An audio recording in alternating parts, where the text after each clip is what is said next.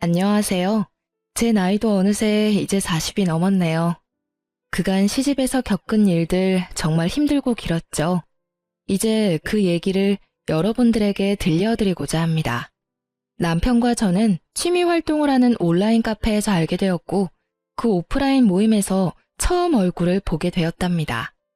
남편이 먼저 제게 적극적으로 다가왔고, 저도 싫지 않았어요. 남편의 성격은 호방하고 놀기도 좋아하며 재주도 많은 사람이었죠. 기타를 잘 다루고 노래도 잘했답니다. 음악을 좋아하는 저는 남편의 그런 점이 참 마음에 들었어요. 그런데 아무리 좋아도 싫은 조건이 있더군요. 남편은 세상 여자들이 모두 기피한다는 홀어머니의 외아들이었어요. 그것도 위로 누나가 셋이나 있는 사람이었죠. 누나들이 모두 잘 나가는 커리어 우먼들이라지요. 시아버지는 남편이 중학교 때 돌아가셨다고 들었어요. 가정에 그다지 관심이 없는 분이었고 술과 담배 그리고 여흥을 좋아하셨던 분이라고 하더군요. 재계에서 알아주는 사람이었지만 막판에는 결국 파산을 하셨다고 했어요. 그래서 시어머니가 이를 악물고 돈을 벌었다고 하더군요. 근데 얼마나 악바리로 모으셨는지 남편이 30살쯤 되던 해에는 서울 신촌에 5층짜리 건물을 짓게 되었을 정도로 재산을 모았다는 것이었어요. 시어머니는 게다가 오로지 아들밖에 모르는 사람이라죠. 시어머니가 38세에 낳은 아들이라 얼마나 귀엽게만 키웠을지 짐작이 가더군요. 연애한 지 1년 만에 결혼 이야기가 나왔지만 선뜻 결정이 안 섰어요. 우리가 결혼할 때쯤 시어머니의 나이는 이미 70이 가까웠죠.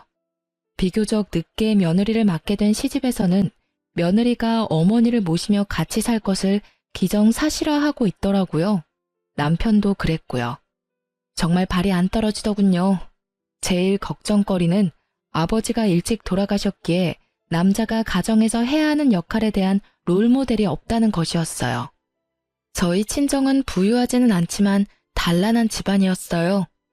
아버지가 반듯하시고 엄마도 자애로우셨죠. 그러니까 각자가 가정에서 맡아야 할 역할을 모두 잘하는 그런 집안이었어요. 이런 친정에서 살다가 남편의 적극적인 구애로 영 다른 환경으로 시집을 가게 된 저. 이제 저의 그 험난한 시집살이를 여러분께 낱낱이 들려드릴게요. 시어머니 소유 5층 건물에는 다양한 상가가 입주해 있었는데 그 중에 1층에서 시어머니가 식당을 크게 하고 있었어요. 건물 5층에는 살림집과 사무실이 함께 있었는데 남편이 그 사무실을 차지하고 사업을 하고 있었고요. 시집살이 며칠 만에 벌써 제 심기가 불편한 일이 벌어졌죠. 너는 참 살림을 잘하는구나. 우리 딸들은 영 살림하고는 거리가 멀어. 하긴 걔들이야 공부만 했으니까.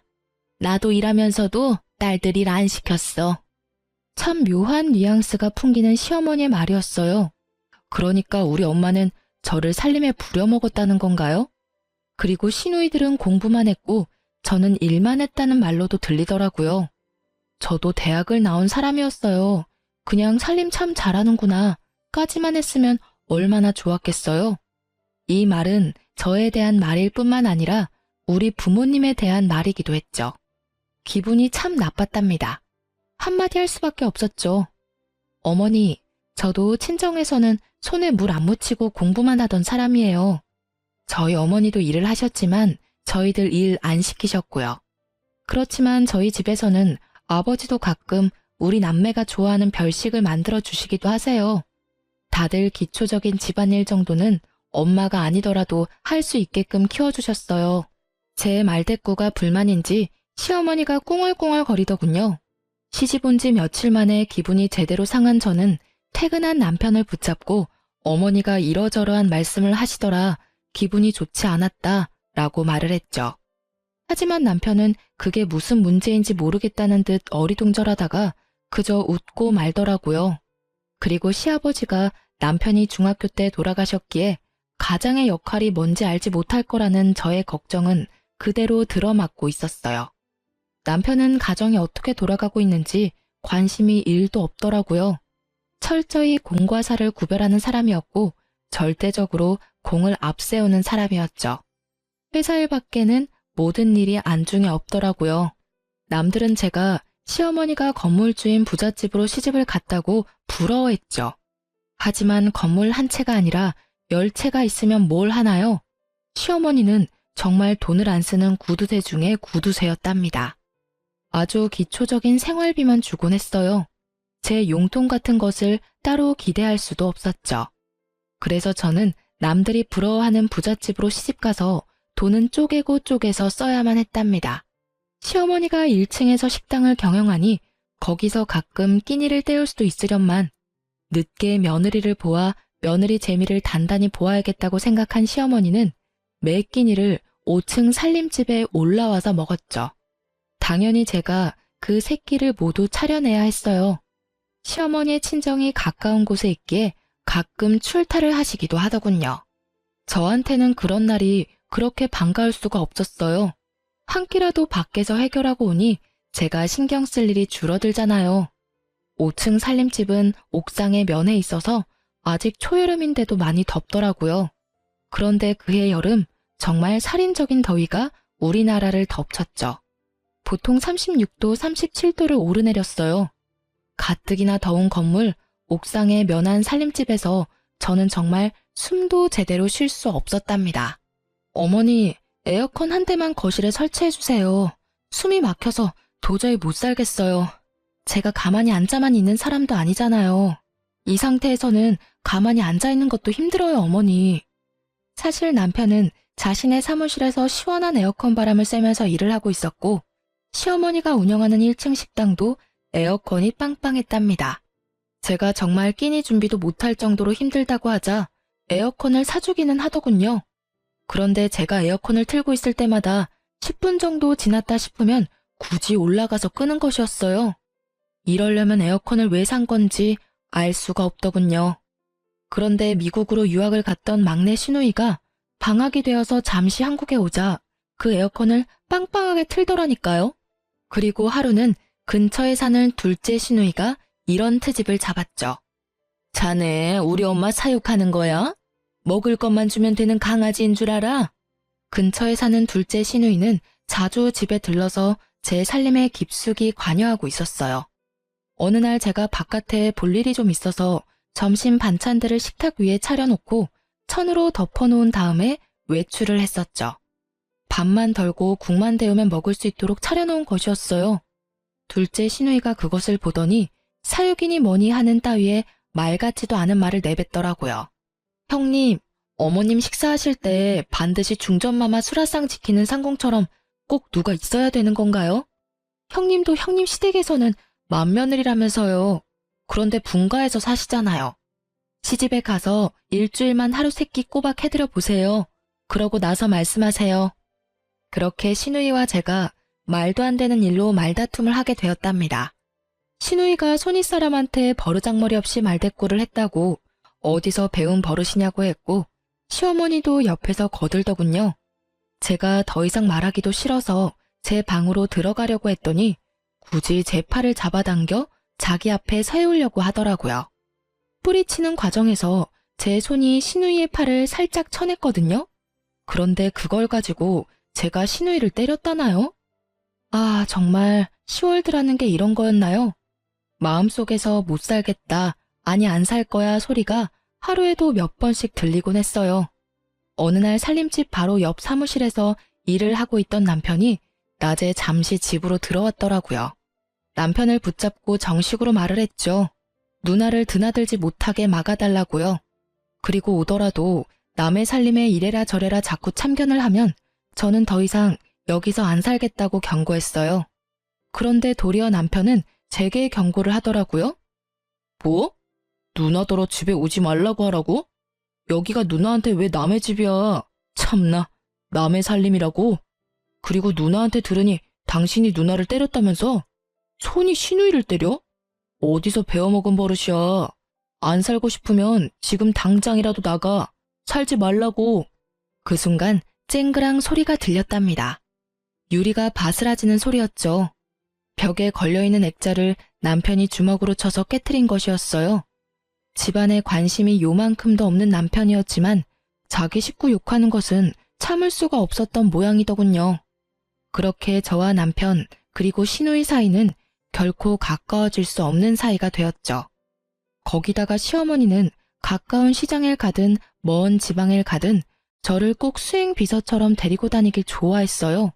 제 일정도 있고 저도 밖에서 다른 약속도 잡을 수 있는 사람인데 결코 그런 배려 없이 바로 30분 전에 이야기하고서는 꼭 같이 가야 한다고 통보하는 것이었죠. 어머니, 저도 만날 사람도 있고 밖에서 봐야 할 일도 있어요. 적어도 이틀 전에는 어딜 가야 된다고 말씀을 좀 주세요. 그래야 저도 일정 조절을 하죠. 뭘 안다고 약속을 만들고 다니니? 우리 딸들이야 밖에서 일을 하고 있으니 그렇다 치자. 너는 집에만 들어앉아 있으면서 밖에서 할 일이 뭐가 있어? 뿐만 아니라 시어머니는 이미 결혼을 한 아들의 속옷까지 여전히 직접 챙기더군요. 아침에 출근을 할 때는 이거 입혀라 저거 입혀라 하면서 남편의 옷을 골라주는 일에까지 여전히 손을 떼지 않고 있었어요. 도무지 경우라는 것이 통하지 않는 곳이 제가 속한 시월드였죠. 도대체 세상에 하나밖에 없는 외며느리한테 이렇게 해서 나중에 무슨 대접을 받으려고 그러나 싶은 생각이 들었어요. 그리고 우리 친정에 대해서는 무시하는 태도로 일관하더군요. 시집간 첫 해, 첫 명절날 친정에 가져다 주라고 선물을 내미는데 남의 명함이 떡하니 붙어있는 보기에도 초라한 싸구려 인삼 상자였어요.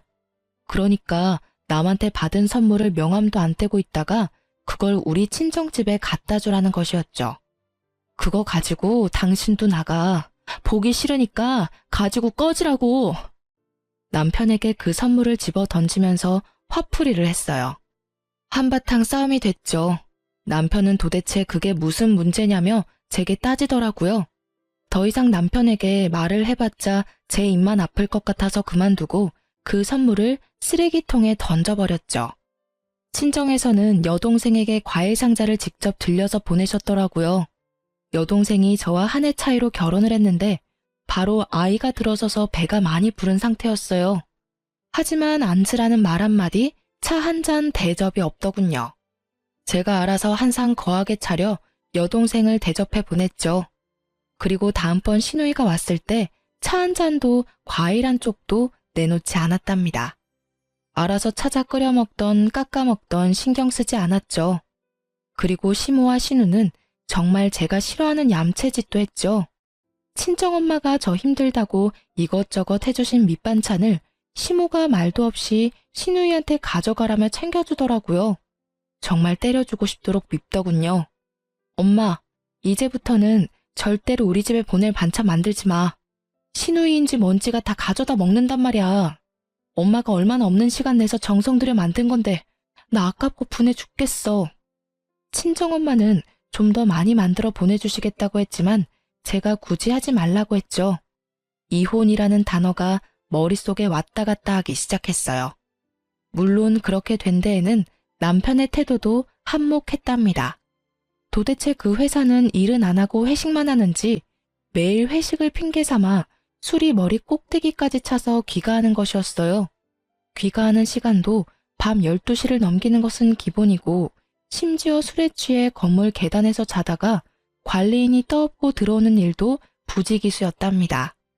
건물에 입주해 있는 상가 상인들이 남편에 대해서 알코올 중독자니 뭐니 하는 소리들을 입에 담고 있었죠. 그런데 남편에게는 그런 소리도 들리지 않는 것 같았죠. 정말 남보기에도 창피했어요. 그런 남편에게 정말 정식으로 제 입장을 이야기해야겠다고 생각하고 오늘은 제발 일찍 들어오라고 부탁했죠. 밤 10시에 귀가했더라고요. 이 시간이면 정말 남편으로서는 이른 귀가 시간이었답니다. 나 더 이상 못 살겠어. 나는 시어머니 모시려고 결혼한 것도 아니고 따로 살고 있는 시누이한테 살림 간섭 받을 이유도 없어. 이러려면 돈 주고 말 잘 듣는 파출부나 가정부를 부르면 될 일이었잖아. 우리 당분간 따로 있자. 나 친정에 가 있을게. 당신은 결혼이라는 것의 의미도 모르고 가정에서 남자가 어때야 하는지도 전혀 모르는 것 같아. 그저 어머니만 떠넘겨놓고 결혼하기 전하고 전혀 다를 바 없이 사는 게 당신한텐 결혼 생활이야?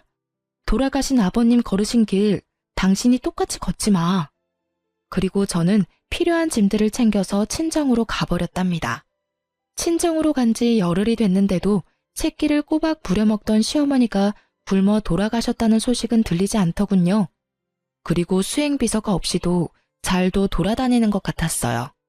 친정에서 간 지 12일째 되는 날 남편이 찾아왔더군요.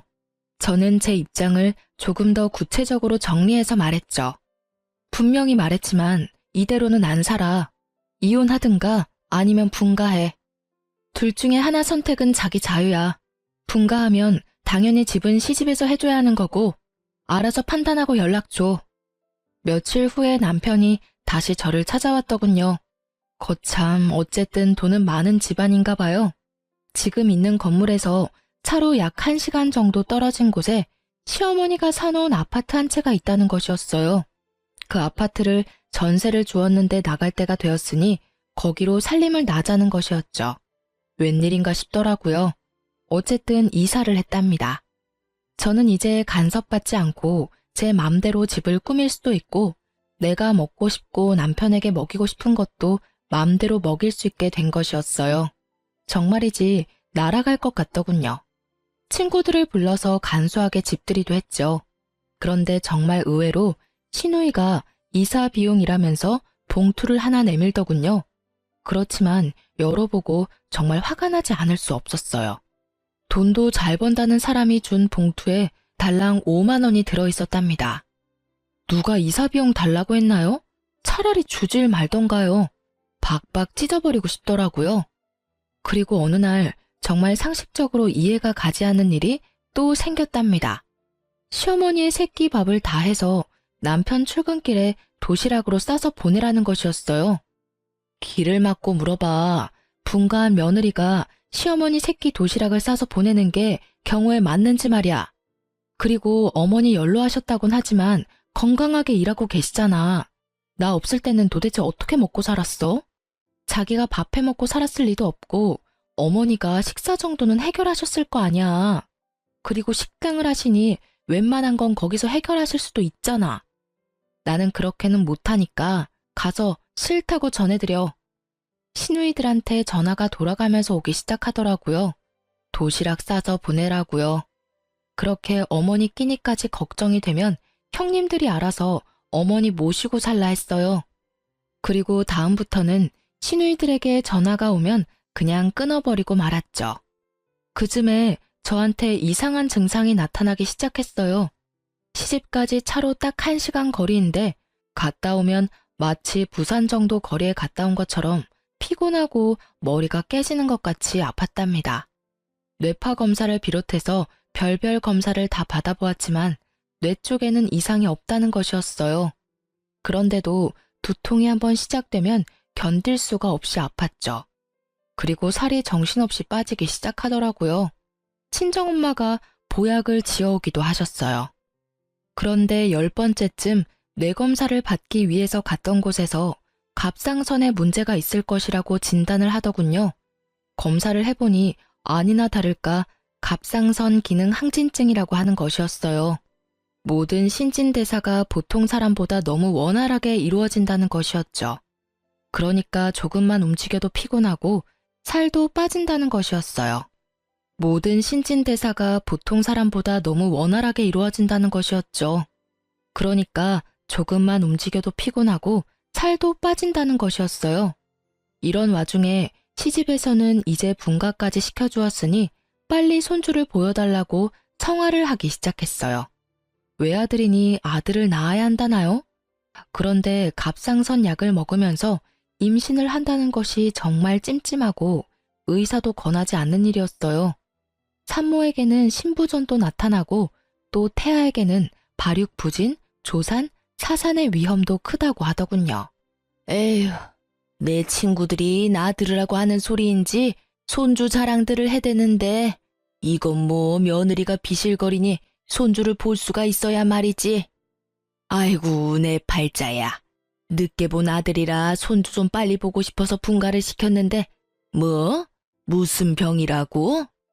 어머니, 엄마가 마음도 몸도 건강해야 태아도 건강한 거죠.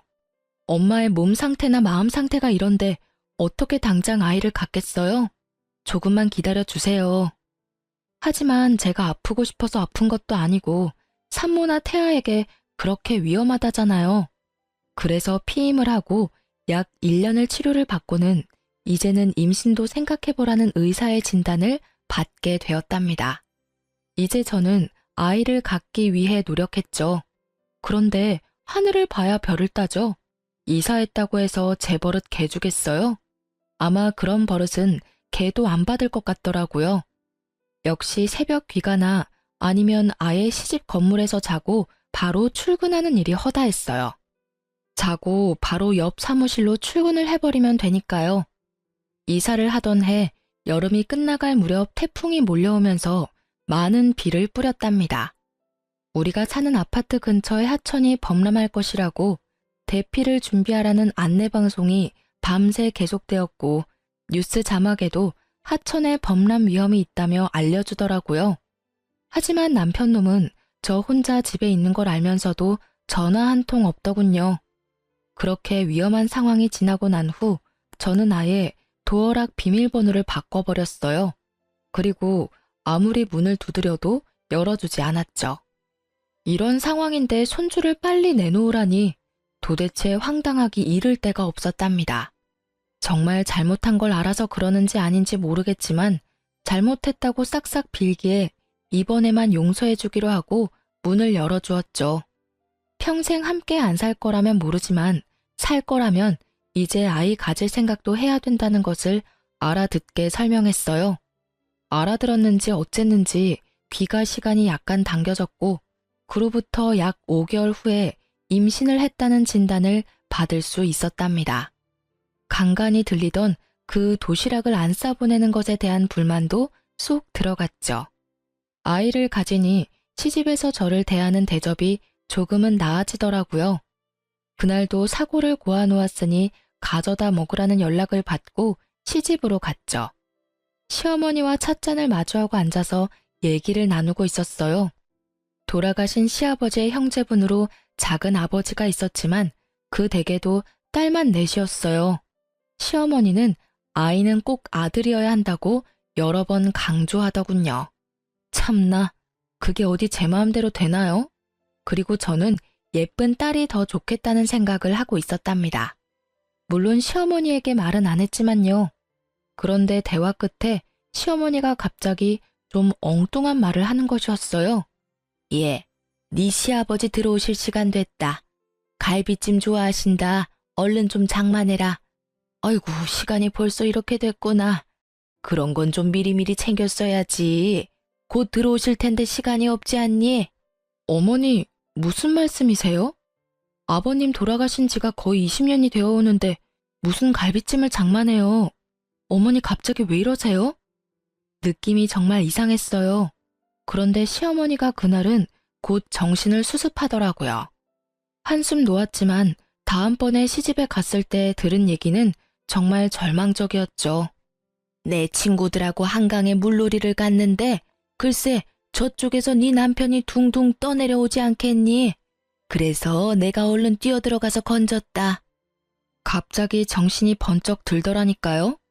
남편에게 상황을 이야기하고는 바로 어머니를 병원에 데려가 뇌 MRI를 찍어야 했어요. 미리 조금은 예상하고 있었지만 막상 치매 진단이 나오자 가슴이 덜컥 내려앉더군요. 시누이들에게도 물론 이 소식을 다 전했죠.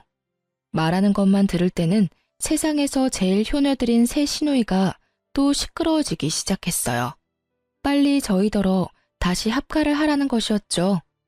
그렇지만 몸이 무거운 상태이고 출산이 임박해 있었어요. 아이가 태어나면 육아 문제까지 겹치니 어머니를 당분간 병원에 모시자고 했죠. 자식도 없는 할머니처럼 왜 병원에 모시냐며 또 한바탕 난리가 났답니다. 첫 아이라 그런지 배도 많이 부르고 제 한몸 움직이기도 힘들었어요. 그런 사람이 합가를 해서 무슨 일을 할 수 있단 말인가요? 그래서 결국은 제가 출산을 하고 아이가 어느 정도 자랄 때까지만 시어머니 옆에 사람을 두기로 결정을 하고 까다롭게 골라서 아주머니 한 사람을 붙여두었죠. 첫 아이라서 어느 정도 난산을 겪었지만 아이는 건강하게 태어났고 아들이었어요. 아이가 돌이 될 때까지 제 품에서 떼어놓지 않고 키웠죠. 시어머니의 증세는 정말 빠르게 악화되고 있었어요. 딸들 셋을 알아보시기는 했지만 누가 맏인지 누가 막내인지 헷갈리는 것 같았죠. 남편만 정확히 알아보았답니다. 저더러는 웬 아줌마가 우리 집에 와서 뭘 훔쳐가려고 한다고 소리소리 지르는 바람에 소동이 벌어지기도 했었어요. 어느 날, 그날도 시어머니가 간병하는 아줌마더러 동서라고 부르면서 어떻게 이렇게 오랜만에 왔냐는 둥 헛소리를 한 다음 잠에 떨어진 날이었어요. 가만히 시어머니의 얼굴을 바라보았답니다. 50대 초반에 혼자가 되어서 오로지 자식들만 보고 돈을 버는데 인생을 바친 사람이었죠. 같은 여자의 입장으로 볼 때 정말 안 된 사람이었어요. 그리고 이제는 누가 보기에도 살만하고 며느리의 손자까지 보았는데 그만 치매에 걸린 거잖아요. 시집와서 단 한순간도 저에게 살가운 적이 없었던 시어머니였지만요. 그런데 그날은 시어머니에 대한 동정심으로 마음이 정말 착잡했답니다. 집에 와서 곰곰이 생각을 해보았죠. 시누이들은 지금도 남편더러 빨리 합가해서 저에게 간병을 맞지 않는다고 궁시렁거리고 때로는 노골적으로 불만을 표하곤 했죠. 시어머니를 아무래도 내가 돌봐야겠다 생각이 들다가도 마치 시누이를 시키는 대로 하는 것 같이 비치는 게 너무 싫었어요. 그리고 치매 환자를 돌보는 것, 그 길이 얼마나 험난할지 상상만으로도 끔찍했답니다. 어느 하루 시집에 가서 아줌마에게 물수건을 받아서 시어머니의 얼굴과 손을 씻겨주고 밥을 먹도록 도와주었어요. 애미야, 네가 왔구나. 어딜 갔다가 10년 만에 이렇게 돌아왔니? 그동안 정말 보고 싶었다. 미국에 유학을 갔었다면서? 저와 막내딸에 대한 생각이 합쳐지거나 헷갈린 것 같더군요. 그 막내딸도 이제 곧 유학을 끝내고 귀국할 것이라고 들었거든요. 시모는 제 갓난아들을 품에 안고는 마치 태어나고서 처음 본 아이처럼 그렇게 반가워하더라고요. 시어머니를 이리저리 바꿔 뉘어가면서 몸 상태를 살펴보았어요. 고용된 간병인이 아무리 잘 돌봐준다고는 하지만 역시 남은 남이더라고요. 욕창이 어느 정도 와 있었고 몸 구석구석이 깔끔하지는 않더군요. 저는 그 순간 제 인생 전체를 내던져버릴 수도 있는 결심을 했답니다. 제가 어머니를 떠맡기로요. 남편한테 제 심정을 말하고는 분가에서 살고 있던 집을 정리해서 시집 건물로 다시 들어왔답니다. 아이를 친정에 맡겼고 친정엄마가 며칠에 한 번씩 아이를 데리고 시집으로 찾아와 주셨어요. 시누이들이 또 극성을 떨기 시작하더군요. 돌아가면서 찾아와서는 어머니가 좀 정신이 있다 싶을 때 엄청 극진하게 대하는 것이었어요. 그럴 때는 저를 옆으로 밀어내더라고요. 속셈은 아주 뻔했죠. 어머니가 정신이 있을 때 어떻게든 상속에 대하여 자신들에게 유리하게 해놓으려는 것이었어요. 그리고 어머니가 영 정신이 없다 싶으면 또 저에게 이것저것 트집을 잡아 잔소리를 하는 거였죠. 그렇게 마음에 안 들면 형님이 모셔가세요. 나 안 말려요. 지금 모셔가실래요? 큰형님이 먼저 모셔가시겠어요? 저는 실제로 주섬주섬 시어머니의 짐을 쌌어요. 큰 시누이가 와서 하도 이건 이래라 저건 저래라 잔소리를 하기에 한번 해본 짓이었답니다. 큰 시누이가 예상대로 자신은 밖에서 일을 하는 사람이라 간병이 절대 불가능하다며 손사래를 치는 것이었죠. 돈 잘 버니 모셔다가 간병인이라도 붙여놓고 저한테 하듯 감시 감독을 하면 되지 않겠느냐고 했어요. 슬그머니 내빼더군요. 물론 시누이들이 제가 모셔야 한다고 고집을 세우기는 했지만 시누이들의 의견을 따른 것이 아니라 제 스스로 결정한 일이었어요. 그런데 스스로 결정하고 각오를 단단히 했지만 정말 쉬운 일이 아니더라고요. 네가 나 몰래 살던 아파트 다 팔아먹었다면서? 그것도 모자라서 이 집 재산 다 빼돌리려고 도로 들어왔지? 내가 네 속셈 모를 줄 아니? 인연, 어서 도로 나가거라. 시어머니는 이런 말도 자주 입에 담았어요. 그리고 근처에 있는 물건을 갑자기 집어던지기도 했죠. 한 번은 고지서를 담는 작은 목함을 던져 얼굴에 정통으로 맞는 바람에 이마가 찢어지기도 했어요. 시어머니의 상태는 점점 나빠져서 결국은 자신이 할 수 있는 일이 거의 없는 지경에 이르렀죠. 저는 그야말로 시어머니의 손과 발이 되어야 했어요. 그리고 가장 걱정하던 문제가 터졌죠. 이제 배변도 자신의 의지로 조절하지 못하게 된 것이었죠. 배변 문제를 처리하는 것이 너무나 힘이 들었던 저는 시누이들이 올 때마다 손에 들고 오는 먹을 것은 모두 빼앗아서 치워버렸어요. 형님들이 어머니 화장실 문제 한번 도와드려 봤어요? 먹을 것 가지고 오지 마세요. 새끼만 건강하고 적당하게 드릴 테니까 그리 아시고요. 불만 있으면 지금이라도 모셔가시고요. 그렇게 치매 환자의 손과 발이 되어 살던 중 제 몸에 무리가 갔나 봐요. 어깨와 허리가 무너지듯 아프면서 도저히 평상시처럼 움직이질 못하겠는 거예요. 그래서 할 수 없이 간병인을 불렀죠. 그런데 치매 환자가 남과 식구는 어찌나 잘 구별을 하는지 간병인이 뭘 도와주려고 하면 강력하게 거부하고 가져다 주는 밥도 먹지 않는 것이었죠. 저는 거동을 하기가 어렵고 간병인은 거부하고 할 수 없이 시누이들이 당분간 돌아가면서 어머니를 맡기로 의논이 되었던 모양이더군요. 우리 집에서도 아무것도 안 드셔. 집에 가겠다고 자꾸 떼를 쓰신다고. 둘째네 집으로 한번 보내드려 봐야겠어. 둘째 시누이네 집에서도 막내 시누이네 집에서도 시어머니는 한 달을 넘기지 못했어요. 결국은 집으로 다시 돌아왔죠. 제가 온몸에 파스를 덕지덕지 붙이고 다시 시어머니를 돌보기 시작했어요. 정말 제가 전생에 죄를 많이 지었나 보다 생각이 될 정도로 힘든 나날이 흘러갔어요. 그러던 어느 날 어머니가 바깥 나들이를 하고 싶다고 하더라고요. 치매 환자를 데리고 바깥 나들이를 하는 일, 그것도 쉽지 않은 일이었죠. 어쨌든 옷을 제대로 입혀주고 휠체어에 태워서 밖으로 데리고 나갔어요. 나가보니 저 역시 너무나 오랫동안 실내에 갇혀 살았다는 생각이 들더군요. 어머니, 오늘은 날씨가 참 좋죠? 저도 정말 오랜만에 나오네요. 어머니도 나오니까 좋으시죠? 휠체어에 시어머니를 태우고 멀리 가지는 못했지만 동네 곳곳을 돌아보았답니다. 시어머니는 밖에 나가더니 무슨 생각에서인지 동네에 있는 한 가게로 한사코 가자는 것이었어요. 거기서 아이들이나 먹는 군것질거리들을 한아름 사더군요. 군것질거리들도 모두 불량식품이라고 기피하는 것들이 대부분이었고요. 그렇게 많이 군것질거리들을 사더니 몇 개만 빼고는 모두 제게 건네주더군요. 이거 네 시누이들 오면 주지 말고 너만 먹어라. 이거 아주 비싸고 맛있는 거야. 네 남편도 주지 말고 너만 숨겨놓고 먹어. 갑자기 눈물이 핑 돌았답니다. 치매 환자가 정신이 없는 상태에서 한 말이었지만 시어머니가 제게 해준 가장 살가운 말이었어요. 알았어요, 어머니. 숨겨놓고 저만 먹을게요. 어머니 것도 여기 따로 챙겨놓을 테니 아무도 주지 마시고 어머니만 드세요.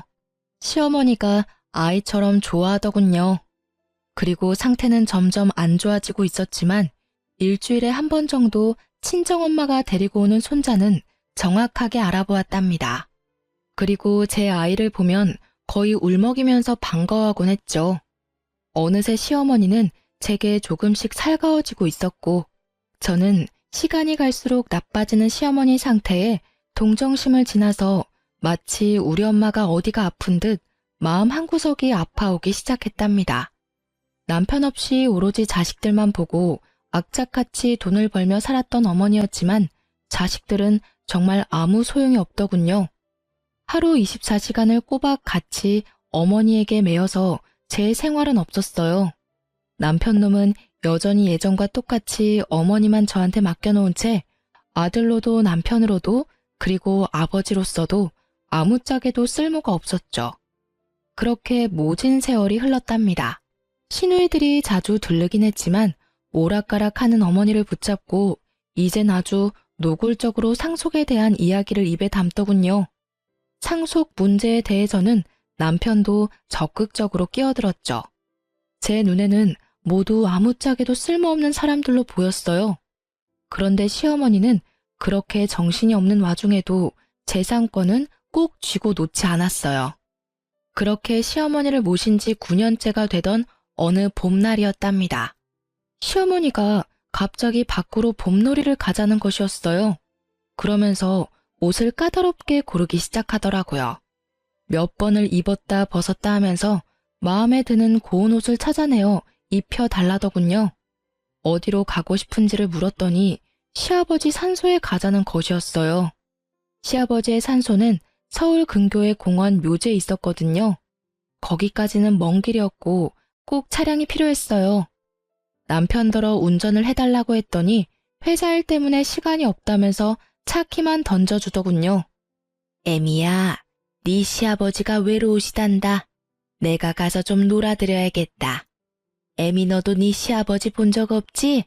같이 놀러 가련? 산소에야 자주 찾아갔었죠. 갑자기 아버님이 보고 싶으신 거예요? 아버님이 꿈에라도 보이시던가요? 한번 외출을 하려면 그 준비 과정부터 장난이 아니었지만 간신히 차에 태워 시아버지 산소로 데려갔죠. 시아버지 산소 앞에서 시어머니가 눈물을 보이더군요. 한동안 아무 말도 없이 눈물을 보이고 있던 시어머니가 말했어요. 애미야, 네 아버지가 너더러 고생 많이 했단다. 그래서 이젠 당신이 나를 돌봐주겠대. 그리고 나한테 잘못했다는 말도 하더라. 하긴 이 양반이 나한테 잘못한 것이 많기는 하지.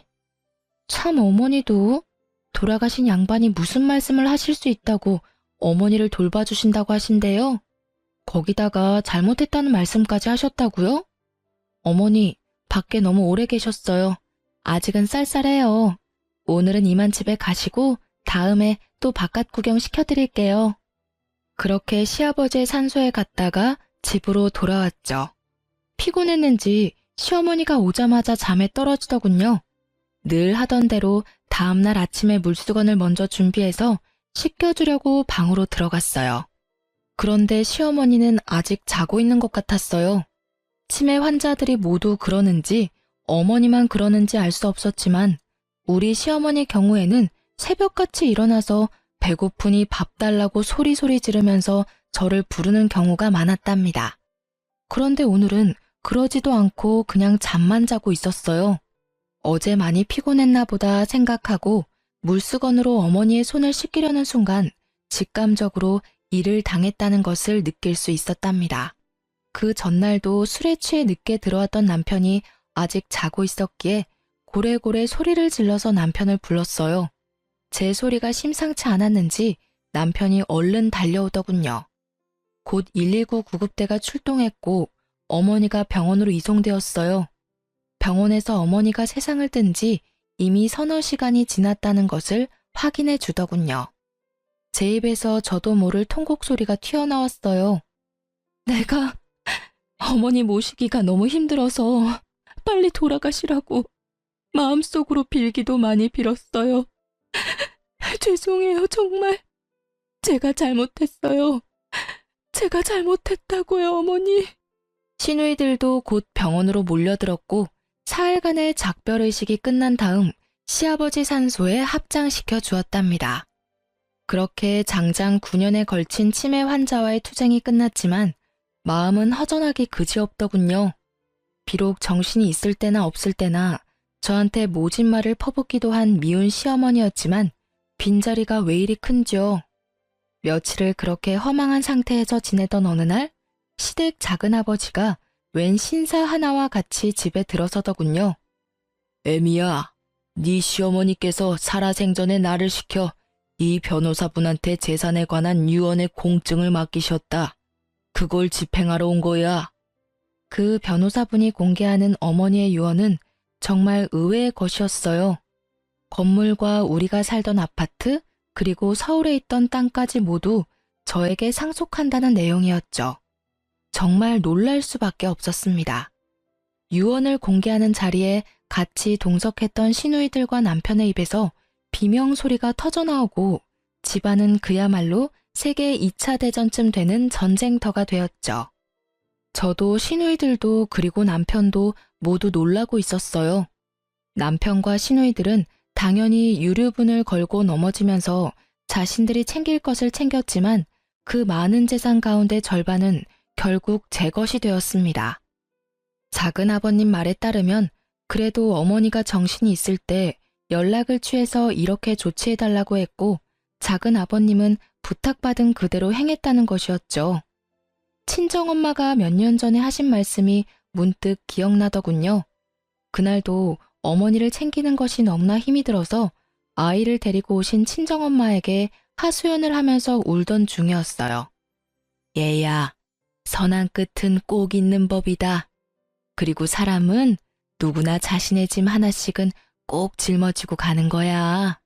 피하려고 하지 말아라. 그래야 선한 끝을 볼 수 있는 거야. 이 말씀이 갑자기 생각나더라고요. 임신을 한 상태에서 시어머니의 병구안을 시작했었죠. 떠나고 나니 왜 그렇게 못해준 것만 생각이 나는지요. 그렇게 이를 갈고 치를 떨면서 보낸 세월이었지만 사람에 대한 그리움이라는 것이 참 묘한 것이더군요. 이제 남편과의 사이에 남은 일이 있었죠. 이혼 절차를 진행하려고 준비를 했답니다. 남편 놈이 죽어도 이혼은 못하겠다고 버티더군요. 아마도 제게 돌아온 어머니의 재산 중 절반에 대해서 관심이 동했겠죠. 어머니 살아생전에 어머니에 대해서 정말 관심이나 있었어? 어머니에 대한 관심은 없고 오로지 재산에만 관심이 있었겠지. 그렇게 똑똑하다는 사람들이 어떻게 사람과 사람과의 관계가 그렇게 단순한 것이 아니라는 걸 몰라? 부모든 남이든 자기한테 유리한 것만 취하려는 것이 인간관계야? 당신하고 당신 누나들은 가족이라는 가까운 사람들 사이에서도 애정이라는 것이 무엇인지를 모르는 사람들이야. 나는 당신이 우리 아이에게조차도 진실한 애정을 가질 수 없는 사람이라고 생각해. 사람들이 쉽게 말하기를 아이를 봐서라도 이혼하지 말라고 하지. 그렇지만 나는 오히려 아이를 위해서 당신과 갈라서려는 거야. 사람에 대해서 진실한 애정을 가져보기를 바래. 결국은 남편이 동의하지 않아 이혼 문제는 소송으로 넘어갔죠. 저는 남편이 그간 어떻게 생활해 왔는지에 대해서 건물에 입주해 있는 상인들과 동네 주민들로부터 차근차근 증언을 모았답니다.